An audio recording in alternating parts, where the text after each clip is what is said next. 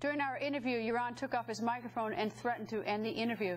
Finally, Joran sat back down and continued to tell his story. All right, Joran, we've taken a bit of a break. Now we're back. So let me pick up, let me hit some blunt topics. You told me in conversations that was paid some money. There was another police officer with him who was also paid? Who was that? 2 police officers. It was and what's can't think of him right now. When were they paid off and for what? They were paid off in the summer for not saying anything because they found out they found out the story. When you say the story, what was the story they found out? I think they got onto, they found out that she was taken to Venezuela. Who paid them? My father.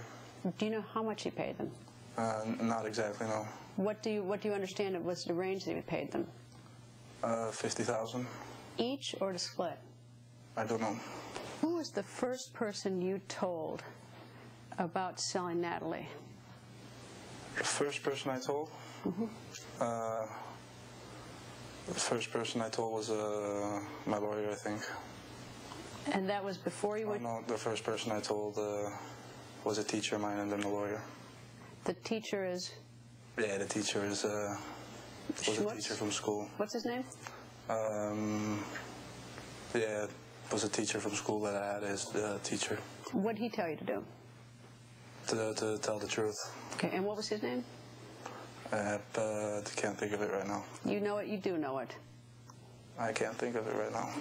Is it the teacher who was there when you and I did the interview back in March of '06? Yeah.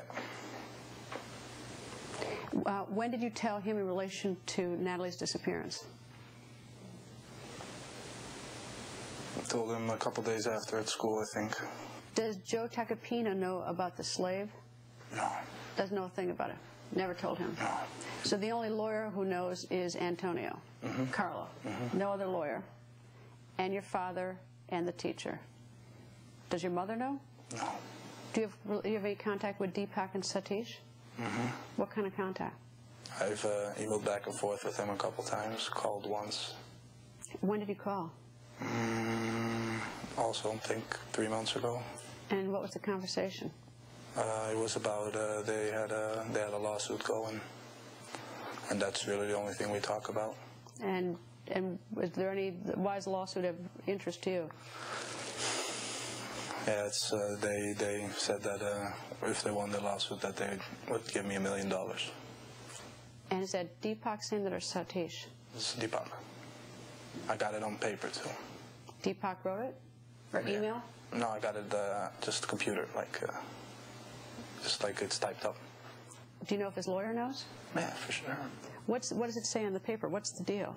It's that as long as I don't share anything that I know about the both of them with any money, and if they win their lawsuit, I'll get $1 million.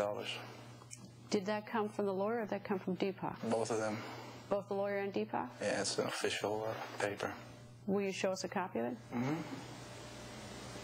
We tried repeatedly to get a response from Deepak and Satish Kalpo, but they would not speak with us.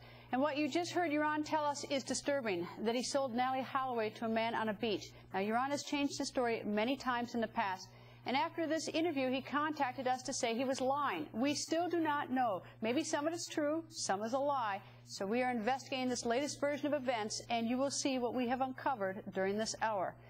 And coming up, Joran says he told his father he sold Natalie Holloway. What does Paulus Vandersloot say? Jim Hammer goes down to Aruba and confronts Joran's father. What happened? You will see the video. Plus, what could turn out to be a key piece of evidence. Joran says there is a recording of a conversation between him and his father that could be evidence of his story. You will hear that tape for the very first time.